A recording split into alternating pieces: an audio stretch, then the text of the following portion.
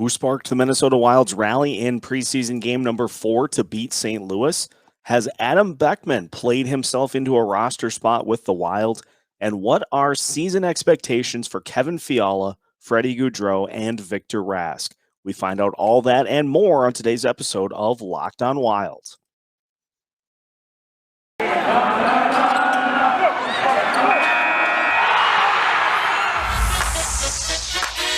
You're Locked on Wild,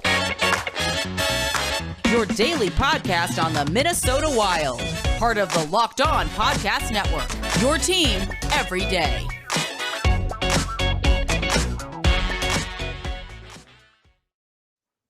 What's happening, everybody? Welcome into another episode of Locked on Wild, your daily Minnesota Wild podcast, part of the Locked on Podcast Network, your team every day.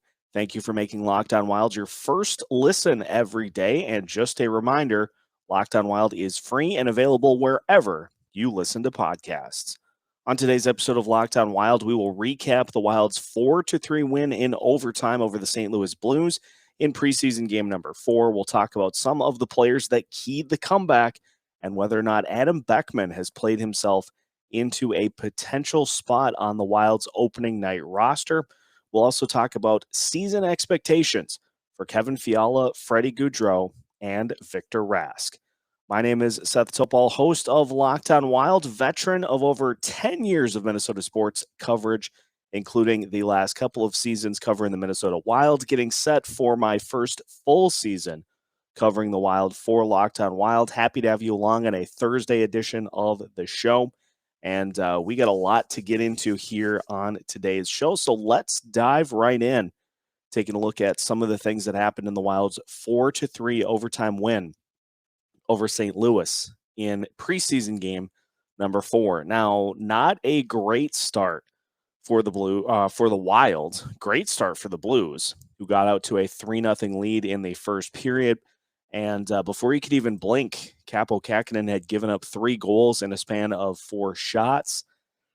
Really kind of tightened things up after that. Then again, hard to say if the Wilds kind of picked up the action or if the Blues kind of just got bored with things after that early surge. But a little concerning that Kaapo has just had so much trouble with the St. Louis Blues throughout the course of his career.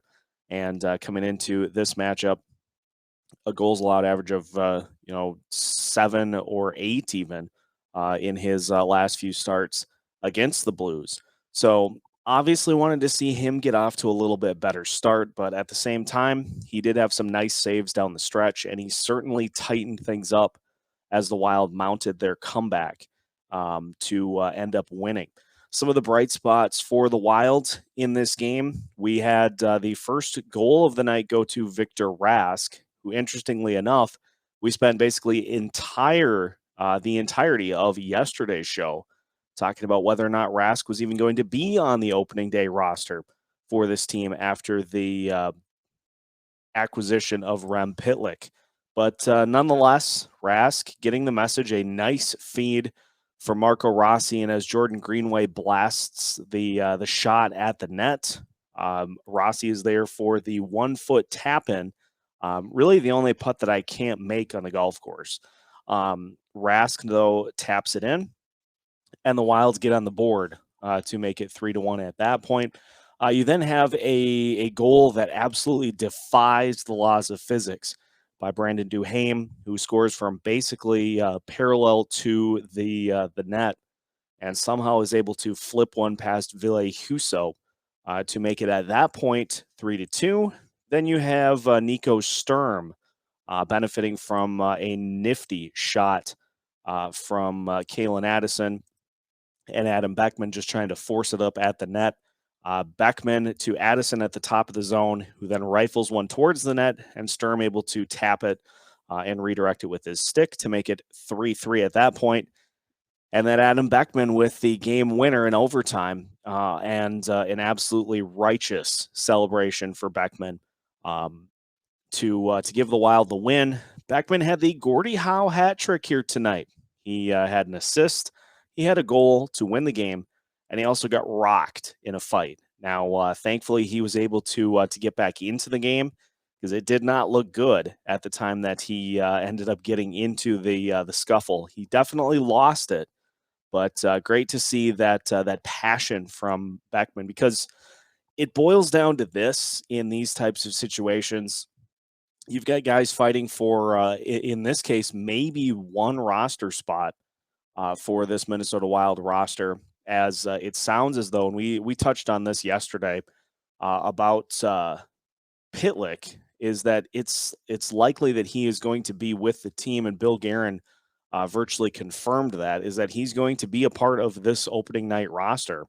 So that is one spot that could have been filled by one of these young guys that now is not going to be able to. And so you look at the rest of the roster, and you maybe have one or two spots, depending on what happens with Victor Rask too. If he starts to pick up his play a little bit, there may not be another spot that is available, at least in the early goings. And I get it too. Like I want to give Bill Guerin a little bit of the benefit of the doubt. Is Marco Rossi or Matt Boldy, are they going to be better served playing 20-ish minutes a night in Iowa to start the season, or to be playing, 10, 11 minutes for the Wild to start the year? I think the better use of their time is to get them some minutes down in Iowa and get them consistent playing time. Throw those three all on one line and get them 20, 24 minutes a night, and give them just ample opportunities to really show that they belong at the NHL level, as opposed to having them grind it out on the fourth line and be playing 10, 11, 12, 13 minutes. They're better suited at this point playing in Iowa, because in the next couple of years, when the Wilds are not able to really seek out free agents, they're going to need those guys to step up and play meaningful minutes.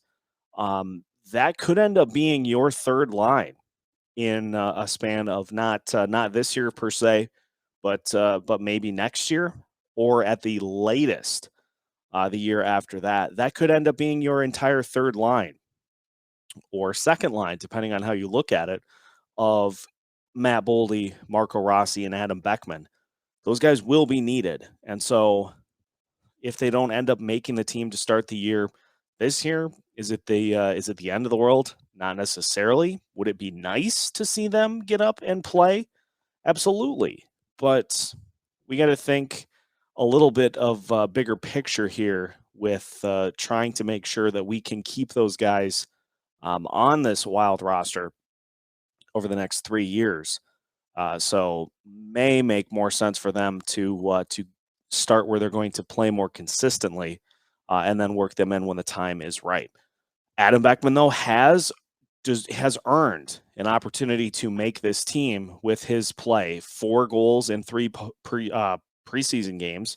Had the game winner in the game against the Blues, and has been fighting for it. Like, yes, he lost that fight, but he has been putting that kind of passion and intensity into his game every night. And Dean Evison has said just as much, that he's really leaving it all out there on the ice. And so this is going to be a very tough decision for Bill Guerin. If something does end up happening to Victor Rask, then one of those guys is going to make it. And I think Beckman has the upper hand, because Adam Beckman could come up and be a fourth line guy at the outset, or even a third line guy at the outset for this Wild team, because he wasn't necessarily expected to make the squad at this point. And yet here he is putting up all these numbers. So I think Beckman has the better opportunity at this point, but will he end up being the better NHLer compared to Marco Rossi and Matt Boldy? Probably not. But I think based off of what's going to be available, I think he has the best shot to get to that point here early on in this season. So a lot of great stuff that we saw from the Wild in this latest preseason victory. What it translates to going forward, I know the Wild will have another one coming up here, another couple of preseason games In fact, they play the Chicago Blackhawks at home tonight. So we'll see what the roster looks like once that is released. My guess is that we would probably see more of the regulars again with the regular season quickly approaching. But who knows? Maybe they go with a lot of these guys fighting for spots just to kind of see who ends up making it, who doesn't. Going to be interesting to see how the Wild play these final 2 preseason games. But at the end of the day, Adam Beckman has done everything that he can to try to fight for a roster spot on this Wild team. Will he get it? Will he not? Well, that's entirely up to Bill Guerin. So we'll see how that plays out. And coming up here for the rest of the episode today, we'll continue with our player season expectations. We've got Kevin Fiala, Freddy Goudreau, and Victor Rask coming up here on today's episode of Locked on Wild. BetOnline.ag is back, and they are better than ever. All eyes are on the gridiron as teams are back for another football season. And as always, BetOnline.ag is your number one spot for all the pro and college football action this year. With a new updated site and interface, even more odds, props, and contests, BetOnline.ag continues to be the number one source for everything football. So head to BetOnline.ag on your laptop or mobile device to sign up today and receive your 50% welcome bonus on your first deposit. Don't forget to use the promo code LOCKEDON to receive that welcome bonus. From football, basketball, boxing, right to your favorite Vegas casino games, don't wait to take advantage of the amazing offers available for the 2021 season. That's at betonline.ag, the fastest and easiest way to bet on all of your favorite sports. betonline.ag, where the game starts. Hey, Wild fans, Seth Topol here with an incredible app for everyone who buys gas and they need to know about Get Upside. My listeners are making up to 25 cents for every gallon of gas every time they fill up. Just download the free Get Upside app in the App Store or Google Play right now. Use the promo code HOCKEY and get a bonus 25 cents per gallon on your first fill up. That's up to 50 cents cash back. Don't pay full price at the pump anymore. Get cash back using Get Upside. Just download the app for free and use the promo code HOCKEY to get up to 50 cents per gallon cash back on your first tank. Some people who drive a lot are making as much as $200 to $300 a month in cash back, and there is absolutely no catch. The cash back gets added right to your account. You can cash out anytime to your bank account, PayPal, or an e-gift card for Amazon and other brands. Just download the free Get Upside app and use promo code HOCKEY to save today. Continuing today's episode of Locked on Wild. And again, thank you for making Locked on Wild your first listen every day. We move now to season expectations for the, at least right now, third line that is expected to take the ice for the Minnesota Wild. Kevin Fiala, Freddy Goudreau, and Victor Rask. We'll start off with the main component for this line, and then we will break down the other two, which are relatively unknown for the Wild to start the season. We're, of course, talking about Kevin Fiala, the second best scoring option for this team. And it's going to be a really interesting season for Kevin Fiala, to say the least. Don't worry, that was tea, by the way, for the YouTube crowd. I do have it out of a beer mug, but just tea, thank you. For Fiala, he is going to have a fascinating season because the Wild signing him to a one-year deal after agreeing to terms in arbitration. So Fiala, an unrestricted or a restricted free agent, I should say, after this season. Is he going to want to play that song and dance again with the Wild, or is he going to want to be moved elsewhere or elect to maybe take an offer sheet from some other team who has seen this play out for the Wild and wants to try to take advantage of Minnesota not necessarily being able to offer him what he wants? There are a lot of different ways that this could play out. And so, what does a successful season for Kevin Fiala look like? Well, my bet on that is that if Kevin Fiala comes out and absolutely lights it up this season in his, again, free agent year, his potential walk year, that could play him out of the Wild's price range, especially with the buyouts for Parise and Suter starting to make their way up towards those uncomfortable numbers we'll get the year after this and the year after that.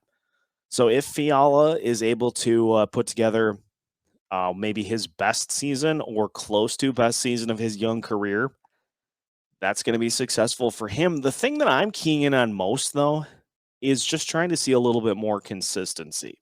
Yes, obviously, Fiala is a great scorer and is arguably the second most dynamic scorer on the Wild's roster. But look at what he did in the postseason against Vegas. He had 1 goal and 1 assist through the 7 games played. And his goal of the series came in game 6. So we've seen this from Fiala throughout his Wild's career. Had that huge second half a couple of years ago to get the Wild into the bubble and into the playoffs. Had that just crazy stretch to finish off that season. He's a guy who, can get you 6 goals in 8 games and then goes quiet for 7 or 8 games and then pretty much does it again and repeats the process on and on and on and on and on into perpetuity. I've used this analogy a lot, so forgive me if I'm repeating myself, but it's like when you're putting bread on toast. You can put all of the butter on one side of the bread, or you can spread it so that it's evenly spread on every bit of the toast. Kevin Fiala right now is putting all of the butter on one side of the toast. And if you look at his game log from last season, he went the first 4 games of the season without scoring a goal, then had 3 goals in 4 games, finished the month of January with 3 goals in 8 games. You move to the month of February, and Fiala had 3 goals in 3 games to start the month, and then went 4 games without a goal. That carried on into March. First 2 games of March, he didn't have a goal. Then had 2 goals in 3 games, then a couple of games without, then 1 goal on March 14th, then did not score again until March 29th. So 4 goals in the month of March for Fiala. Then he absolutely tore the cover off the puck in April, had 8 goals. Started the month with 4 goals in the first 4 games and finished the month with 5 goals in 7 games. And then in the month of May, had a couple of goals in the final 5 games of the regular season. And then, as mentioned, cooled off in the playoffs with 1 goal in the 7-game series. So up and down and up and down. It just would be nice to see it kind of even out a little bit. And yes, some of that is due to the line mates that are on his line with him. Last year had Marcus Johansson and had Ryan Hartman. He had Victor Rask. Really kind of alternated between line mates throughout many different points of the season. And so this year, we, at least to start, get to see Fiala with Freddy Goudreau and maybe Victor Rask. So it seems as though that's going to be an issue again here this year. Is Fiala asked to take on too much of a scoring load, or can the rest of his line contribute a little bit better than his line mates did last year? Ultimately, I think Fiala, in order to be successful on this team, will have to find his way into one of the top 2 lines, whether it be next to Kirill Kaprizov, or if Matt Boldy and Marco Rossi end up being his line mates and that line gets elevated. Ultimately, I think it's going to have to be one of those 2 options if Fiala is going to have any sort of a successful next couple of years, if he does re-sign for a long extension with the Wild. So a successful season for Fiala, I think, looks like him playing for a new contract, for one, and a little more consistency as opposed to the peaks and valleys that we've seen throughout the early part of his career. Now, is he going to be able to beat his projections for this season? At least according to NHL Fantasy, Kevin Fiala is projected, and I just had it up, and now it is gone. Kevin Fiala is projected to give the Wild, obviously, another successful season. Fiala is expected to score 28 goals and have 30 assists, 58 points in 72 games. Is he going to be able to exceed that mark? Obviously, yes, because he has been, right around a 30 goal scorer per season based on an 82 game pace. So let's just assume that maybe he gets off to a little bit of a slow start, and then the Wild bring up some of the young kids and solidify his line and allow him some better quality play next to him. And Fiala takes off. So I'm going to say that, yes, I think he does beat his projections for this team because this offense is fun. And this is going to be a team that's going to need to score some goals in order to win games this year. So I think he ultimately gets a little closer to the 60-point range.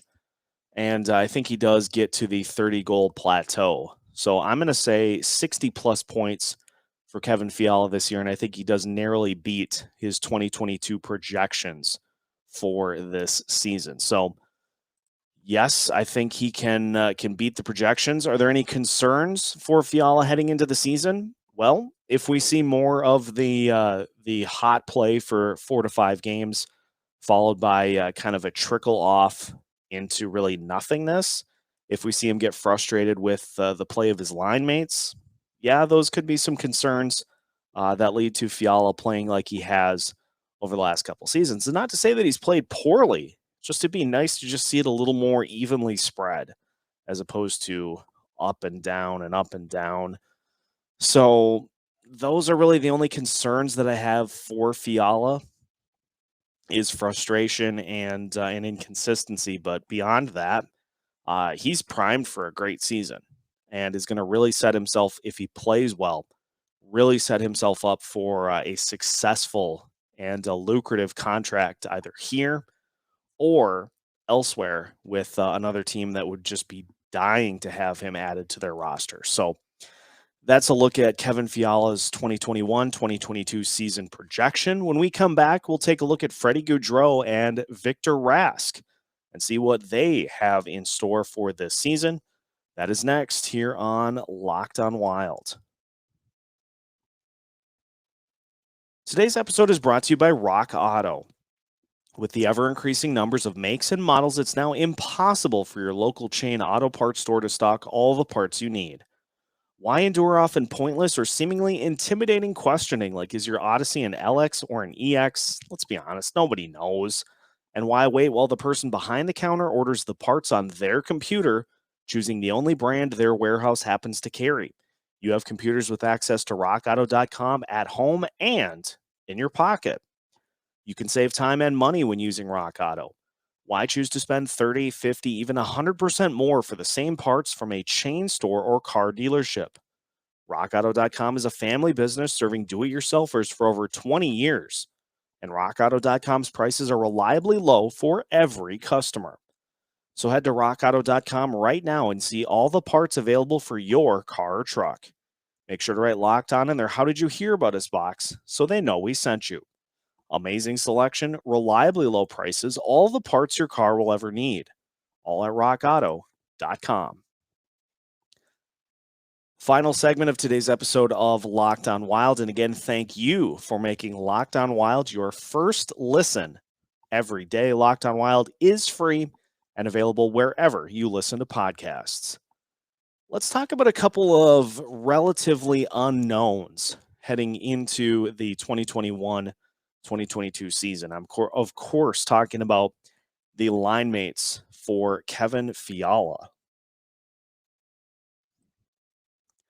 That, of course, being, at least for now, Freddy Goudreau and Victor Rask. We're going to start with Gaudreau, and we'll keep these relatively brief because, at least according to ESPN Fantasy, really no projections for these two heading into the season. And so let's look at what we would consider a successful season. And I'm going to lump these guys both together because I think they both have the same things that will kind of unite them on this line. And so for Freddy Goudreau and Victor Rask, if he is on this team when the season starts, I just want to see both guys play a role. Play a role that contributes to the success of this team. For Freddy Goudreau, he comes in as a guy who can win faceoffs and is a guy who has some upside offensively that I think this team could definitely use on that third line. So let's see some of that from Gaudreau this year. Let's see him win faceoffs and take that Nick Bonino role and replace it for this Wild team this year. And for Victor Rask, I've said it in the past. I think Victor Rask ultimately is a guy who is a bottom six forward on a playoff team. So let's see him be that. Let's see him be that role now that he's not going to be asked to anchor the top line for this Wild team anymore. If he can do that, and if he can just blend in and play a role now as a forward, if he can offer a little upside there, then that's going to really help this team out. If both him and Gaudreau can just slot in and play a role and have an impact on this team, I would call that a success because honestly, I really did not have major expectations for those two coming into this season. So if they can just step up and play a role on this team, then I'm going to be impressed. And I think a lot of other people will as well.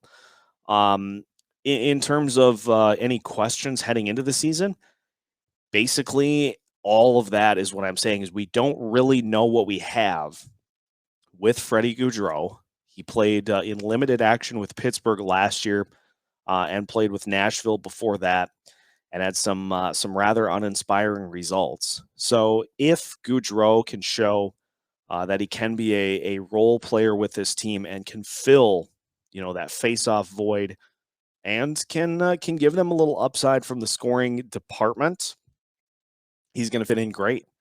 As for Victor Rask, if he shows that he can play on a lower line, then he is going to help this team out as well. But if we see a lot of what we saw on the top line, where he just is kind of just there, if he's just filling a spot on this roster and not contributing anything in the way of goals and assists and even just positive minutes, if he's not filling any of that, then we have the same problems that we had with him on the top line. And at that point, then, you look at other options to try to expedite his departure from this Wild roster. So if we see more of what we saw from the last couple of seasons from Victor Rask, where he just has a bunch of stretches of uninspiring play, then that's going to be a problem for this team. And that'll end up with some of those guys like Matt Boldy and Marco Rossi getting the call to try to help Kevin Fiala. Let's help Kevin Fiala get some good play on his line. And so if those guys do that, if they simply play a role on this team, then I think we're going to be just fine with that third line. And if not, well, then that's going to be the spot where we see the changes come firsthand. And that, I think, is where we're going to leave things for today's episode. So again, thank you for making Locked On Wild your first listen every day. And now to get your second listen of the day in, make sure to swing over to Locked On Fantasy Hockey.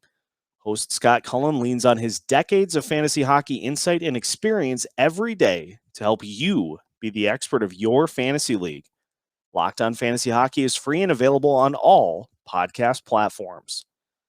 Coming up on tomorrow's episode of Locked On Wild, we'll recap the Wild's preseason game against the Chicago Blackhawks, and we'll also talk about, at this point, the fourth line for the Minnesota Wild and some of their expectations for the 2021-2022 season, all as we get closer and closer to the start of actual hockey.